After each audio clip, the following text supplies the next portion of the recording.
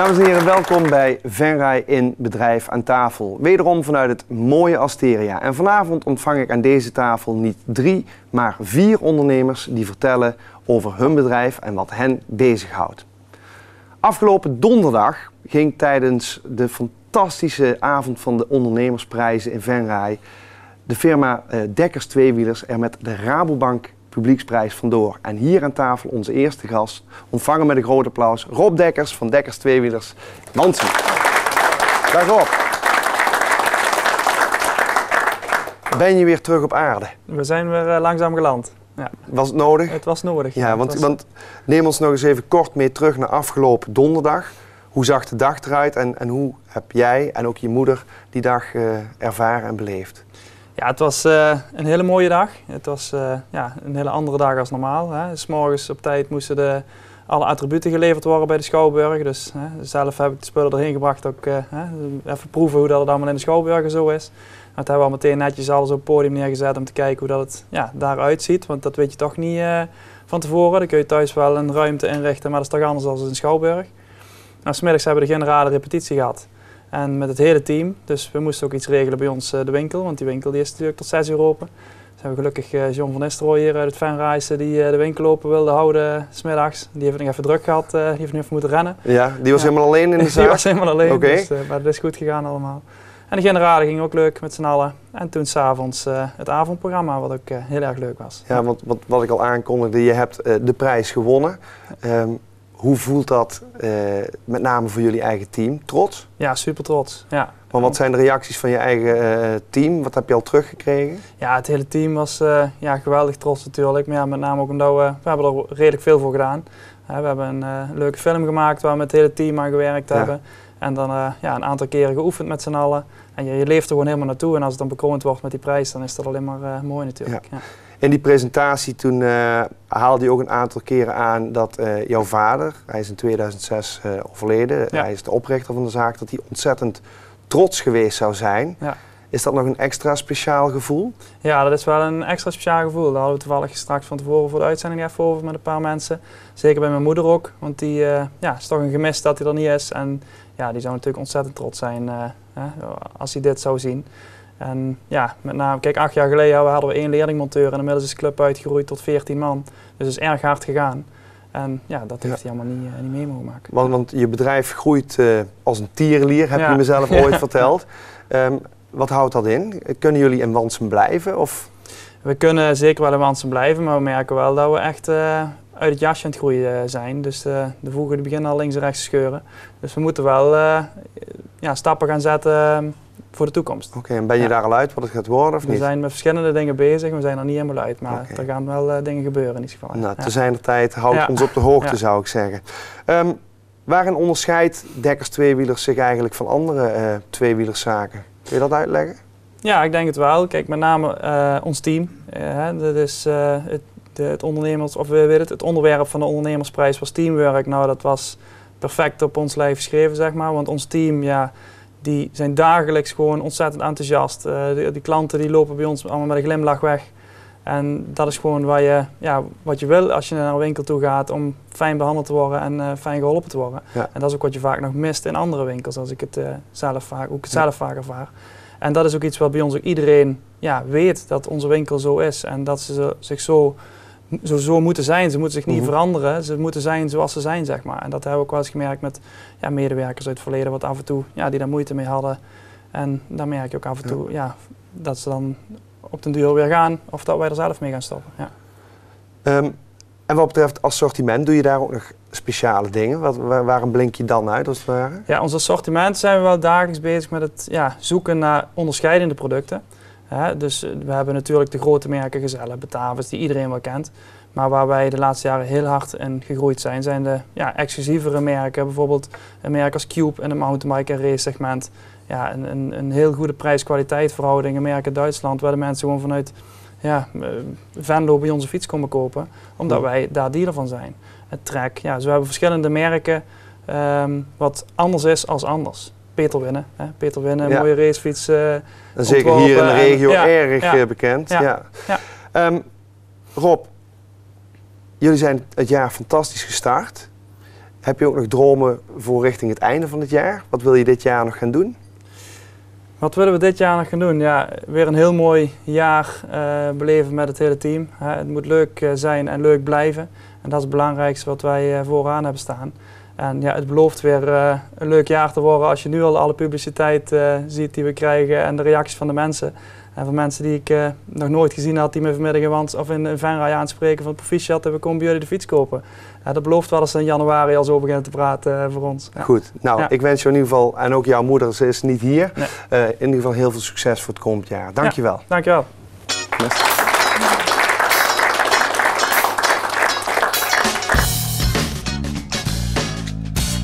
Dames en heren, onze tweede gast is Wieger Kanters. Hij is eigenaar van Xelvin, een bedrijf dat zich bezighoudt met het detacheren van ondernemende technici. Graag een groot applaus voor Wieger. Welkom. Ja, dankjewel. Ja, eerste vraag, misschien heel erg simpel, maar wat doet Xelvin precies? Kun je dat de Venrayse kijkers uitleggen? Ik zal het proberen, Rob. Wat wij doen is het detacheren van technische mensen op mbo, hbo en universitair niveau. Dat doen wij in de vakgebieden machinebouw, in de bouw, maar ook in de chemie. Dat doen wij landelijk. We hebben 18 vestigingen, we hebben 600 medewerkers.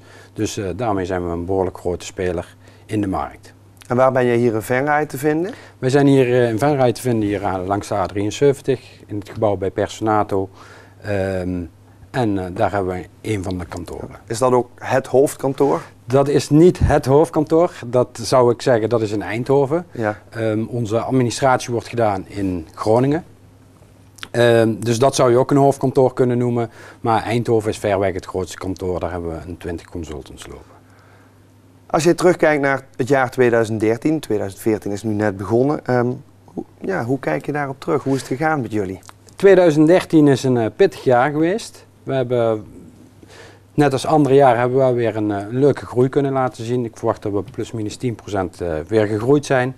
Nou, na al die groei die we al doorgemaakt hebben, kan ik toch heel erg tevreden terugkijken. Maar wat maakt dat dan juist een moeilijk jaar? Want als je groeit met 10%, ik denk dat heel veel bedrijven daar heel erg jaloers op zijn. Dat klopt. 10% is natuurlijk ook prachtig. Alleen andere jaren zijn we met 100%, 50% gegroeid en dan is 10% wat minder. Dat heeft natuurlijk ook met de schaalgrootte te maken. Op een gegeven moment word je zo groot. Dan kun je niet meer 100% groeien. Ja, heeft die crisis misschien ook voordelen gebracht voor een bedrijf als jullie? Absoluut heeft het ook wel voordelen gebracht. Het is moeilijker om een opdracht te werven. Daarentegen is het weer wat makkelijker geworden om de juiste specialisten binnen te halen. Dus dat heeft ons weer een licht voordeel gegeven. En je ziet als bedrijven gaan groeien, dus als ze weer wat positiever worden, dan maken ze vaak eerst gebruik van een detacheringsbureau om te kijken of het ook structurele groei is. En van dat principe maken we wel gebruik. En hopen we in 2014 ook nog meer gebruik te maken. Kijk aan. Jullie hebben het toch heel goed gedaan, want jullie hebben onlangs een mooie prijs gewonnen. De Gazelle Award. Ja, klopt. Kun je daar eens iets meer over vertellen? Voor de Venrayse kijker, wat is zo'n Gazelle Award? Waarom krijg je die? Een Gazelle Award is een award van het Financiële Dagblad. En die wordt gegeven op een groei die je maakt over 3 jaar. Dus percentueel wie het snelste groeit in 3 jaar, die krijgt de prijs. Ja. En het wordt per provincie wordt die prijs afgegeven. Wij hebben hem nu voor het 2e jaar achter elkaar gewonnen voor de provincie Limburg. Dus we zijn vorig jaar en dit jaar zijn wij de snelste groeier van de afgelopen 3 jaar geweest. Dus eigenlijk van de afgelopen 4 jaar. En was je allebei de jaren in dezelfde categorie winnaar? Of we zijn het eerste jaar in de categorie klein genomineerd, zijn we eerste geworden. En dit jaar was categorie midden en zijn we ook eerste. Kijk, vorig jaar ben je zo hard gegroeid dat je meteen een categorie omhoog bent geschoten. Ja, we zijn meteen doorgeschoten. En waarom is zo'n prijs belangrijk voor jullie? Met die prijs krijgen we toch een stukje waardering voor hetgene wat we gedaan hebben. Daarnaast krijg je veel publiciteit en dat kan nooit geen kwaad. Ja, en een stukje trots voor intern, dat is natuurlijk ook niet onbelangrijk. Ja, en hoe zien we die trots terug? Dat we samen met z'n allen een biertje gaan drinken, lekker gaan eten en dat mensen erover praten. Ja. Ik denk dat dat het belangrijkste is. En als je het hebt over de kracht van Kelvin, waar zit die nou vooral?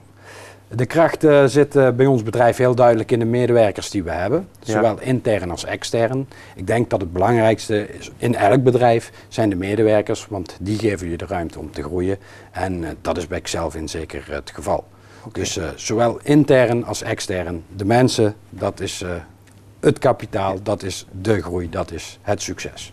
Zou dat niet in alle bedrijven zo moeten zijn? Dat is in theorie in alle bedrijven zo, in de praktijk wil het nog wel eens wat beurbarstiger zijn. Ja, maar bij jullie is dat wel het geval? Bij ons is het absoluut het geval en daar ben ik ook heel trots op en heel blij mee. We staan aan het begin van het jaar. Laatste vraag. Wanneer is 2014 voor jullie geslaagd? 2014 is bij ons geslaagd als we weer een lichte groei kunnen doormaken. Maar ook als wij onze klanten, die we dankbaar zijn, als die dat we daarin mee kunnen groeien. Dat wij samen met onze klanten naar een hoger doel kunnen gaan. Dat zou een heel mooi streven zijn. En volgend jaar weer de Gezellen Award? Volgend jaar gaan we er waarschijnlijk weer voor genomineerd worden. Waarschijnlijk komen we weer een categorie hoger en ik ben bang dat de lat dan te hoog ligt. We zullen het zien. Ja. Ik wens jou heel veel succes. Dankjewel. Yes. Dankjewel.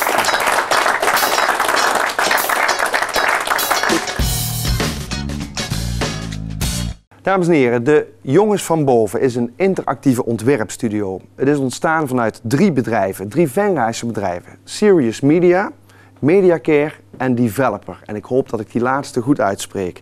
Een collectief van 2 designers en 2 ontwikkelaars. En vanavond namens de Jongens van Boven hier aan tafel Roel Kremers. Welkom Roel. Ja, de Jongens van Boven, even over de naam. Hoe kom je daarop? De Jongens van Boven is eigenlijk ontstaan uit 3 ondernemers, wat je net zegt, die alle 3 vanaf een bovenkamer, eigenlijk een zolderkamer zijn begonnen. De naam die hadden we al heel lang. We hebben er een jaar over gedaan om bewust te kiezen. En de keuze is eigenlijk heel makkelijk gemaakt. We zochten een eenvoudige naam die iedereen kan uitspreken, iedereen kan schrijven en waar ook nog alle internetadressen van vrij waren. Dus de keuze was snel gemaakt. Heel mooi. En sinds wanneer bestaan jullie? Eigenlijk sinds afgelopen zomer hebben we de Jongens van Boven beklonken. Alleen, ik denk dat we alles bij elkaar met die 4 man die er zitten ongeveer een 45 tot 50 jaar ervaring in het vak hebben. Ja, en zijn jullie nu 1 bedrijf of bestaan de bedrijven die ik net noemde nog los van We zijn een maatschap en we zijn groeiende naar een BV. Alleen daarin moeten een aantal dingen nog gelijk getrokken worden. En dat is wel de toekomst. We willen er graag een BV van maken. Ja. En waar kunnen de mensen jullie vinden in Venraai? De Baterstraat, vooraan in de poort van Venraai. De poort van Venraai. Zoals het mooi heet. Ja. En waarom moeten bedrijven eigenlijk aankloppen bij jullie? Wat maakt jullie zo speciaal? Ze moeten sowieso niks, maar ik denk dat wij wel goed zijn in een goed verhaal vertellen. En dat op een interactieve manier. En daarin proberen wij steeds een uitdaging te zoeken om net het nieuwste stukje techniek aan elkaar te koppelen, maar ook te zoeken in een stukje unieke vorm. Dus niet zomaar een standaard website, niet zomaar een standaard template of een standaard product, maar net even een stukje verder kijken dan onze neus lang is. Ja, want jullie spreken zelf over interactief beleven. Wat is dat? Heb je daar een concreet voorbeeld van wellicht? Bijvoorbeeld een campagne die we voor Zuid-Afrika gedaan hebben, waar we een aantal jaar campagnes voor hebben mogen maken. Daar nemen we mensen echt mee naar Zuid-Afrika. We gaan een verhaal, we dompelen ze onder, we laten ze kennis maken met de locals vandaar. En daar koppelen we weer een spelelement aan vast, waardoor als spelende mensen iets leren over Zuid-Afrika en zo. Dus je gaat naar een website en daar kun je... Ja, kleine microspelletjes doen, iets leren over dialect, over de taal, over wat de locals daar doen. En zo proberen we mensen aan elkaar te binden in een mooi verhaal. Ja. Een andere term die jullie vaak gebruiken is serious gaming. Ja. Kijk, bij games denk ik, ja, dat is lol. Wat is er serious aan dan? Nou, serious gaming gaat net een stapje verder. Daar is niet eigenlijk de primaire rol van het spel dat het leuk moet zijn. Maar daarin proberen we iets te leren aan mensen, iets over te brengen, mensen te binden. Ja. En daar is een spel heel goed voor eigenlijk. Wat je ziet is als je een spel gebruikt op die manier is dat er een dialoog ontstaat tussen mensen. En als er een dialoog ontstaat dan kan de meest moeilijke inhoudelijke doelstelling van een bedrijf heel goed overgebracht worden. Dus je gebruikt het op websites van bedrijven hoor ik? Ja, niet alleen websites, maar denk bijvoorbeeld aan exhibits in musea. Waarin we de wetjes van de natuurkunde uitleggen op een leuke manier aan kinderen. Ja. Aan de andere kant kunnen we ook een heel moeilijk waterproject van de provincie Limburg uitleggen op een tafel.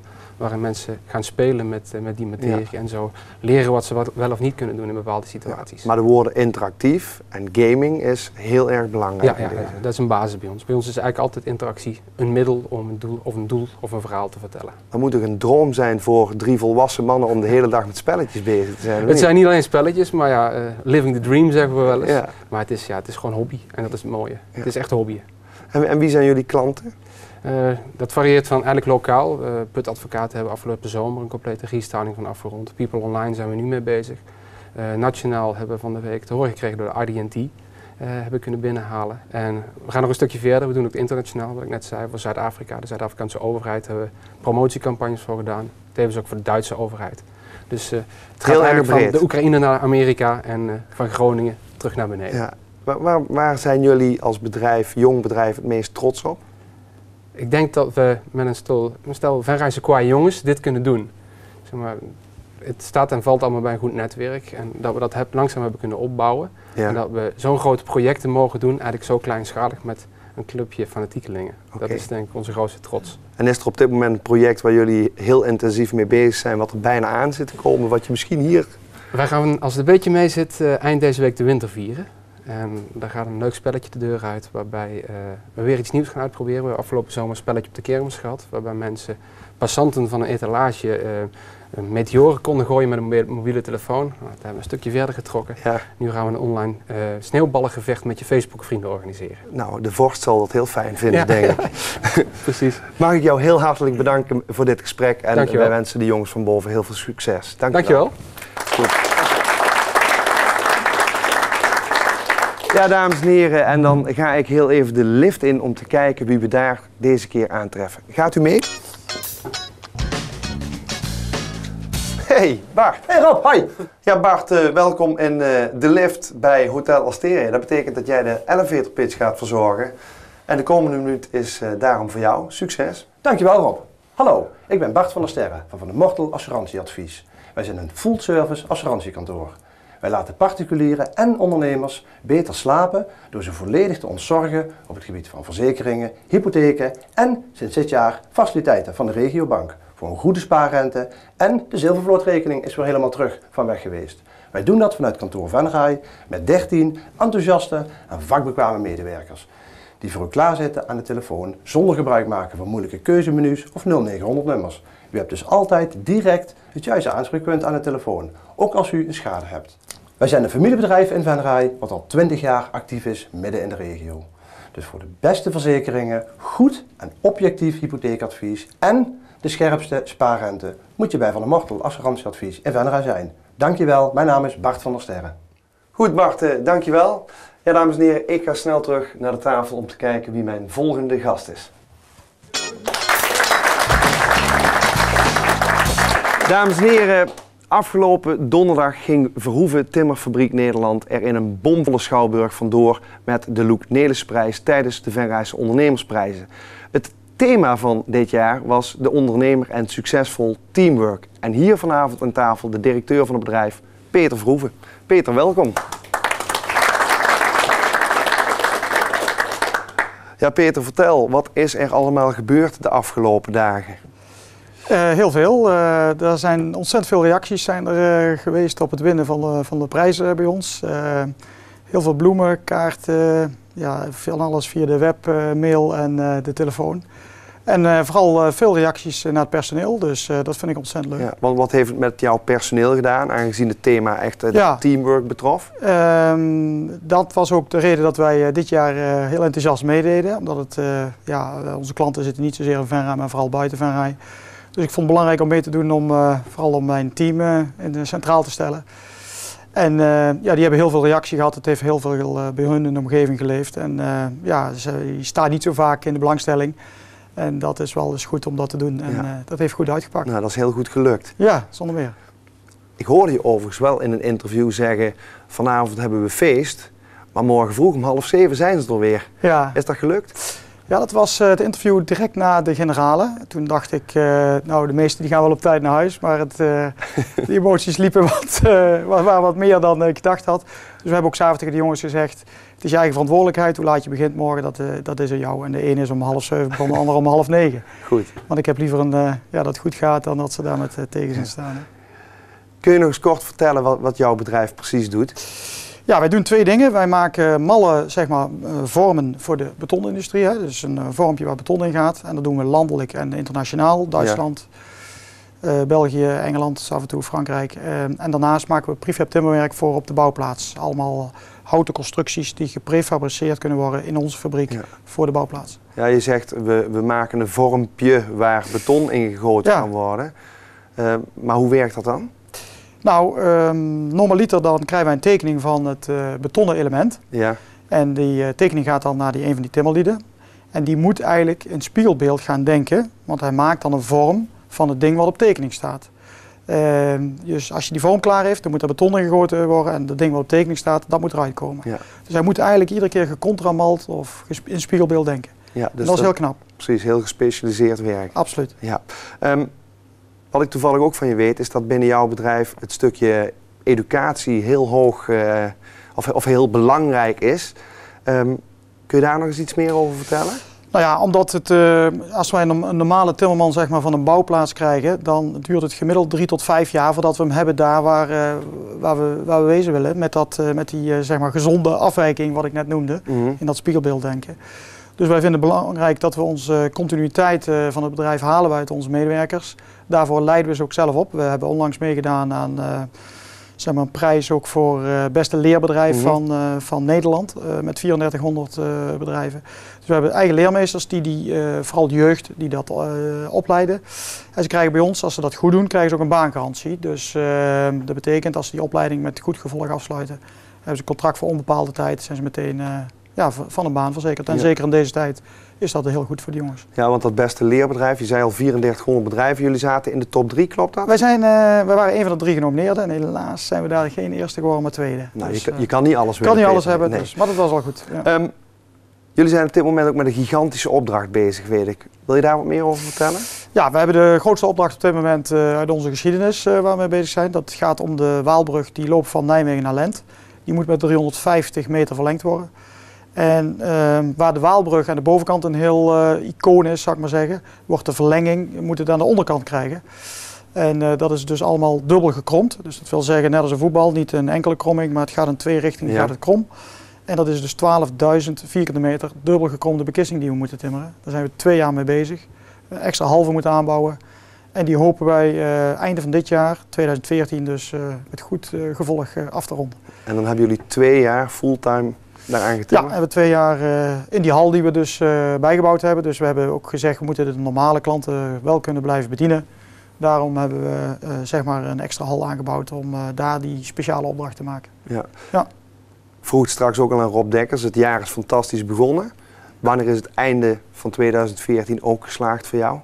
Nou, in eerste instantie als we dat project tot een goed einde brengen, want dat is toch nog wel een heel zeg maar uitdaging, omdat ik vooral qua planning te halen. We werken op dit moment, bijna iedereen werkt minimaal 50 uur, soms wel meer, tot 55 uur per week. Ja. Dus er wordt erg veel gevraagd van de mensen op dit moment. We werken 's avonds, we werken op zaterdag. Nou, als dat verhaal tot een goed einde wordt gebracht, dan zijn we zeer tevreden voor dit jaar. Goed zo, dank jullie wel. En nogmaals een groot applaus voor de winnaar van de Loek Nelissen-prijs. Dank je wel.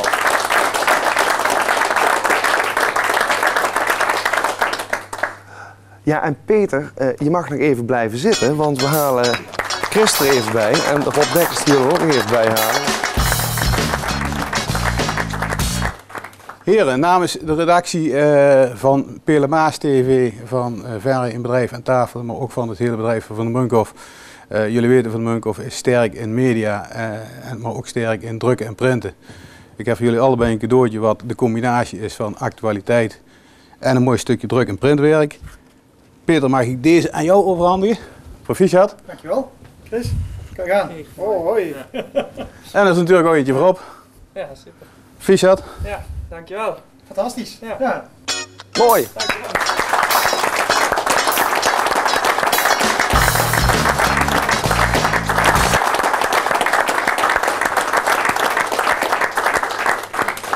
Ja, dames en heren, en van al dat gebabbel hier aan tafel krijgen wij net als iedere keer weer ontzettende honger. Dus we gaan eens even kijken wat chefkok Hans deze keer voor ons bereid heeft. Hans, vertel. Hoi Rob, ik ga vandaag voor jullie maken een gefrituurd ijs. Ik heb het ijs heel even ingerold in cake. Dan heb ik het aangevroren. Dan haal ik het door een beslagje.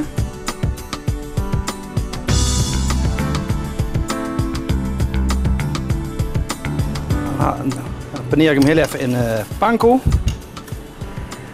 Frituur hem heel even dat hij een heel mooi bruin korstje heeft. Tussen maken we het bord op. Heb ik een saus gemaakt van vanillesaus met boerenjongens.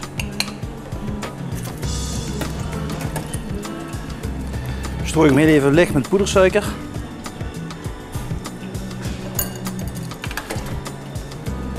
Kijk op bord. Ik ga neer nog even een mooi takje mint. Ik wens jullie een smakelijk eten. Dames en heren, bedankt voor het kijken naar deze uitzending van Venray in Bedrijf aan Tafel. Wilt u ook een keer aanschuiven aan deze hele mooie tafel? Neem dan contact op met de redactie van Pelemaas TV. Nogmaals, bedankt voor het kijken en tot de volgende keer. Tot ziens.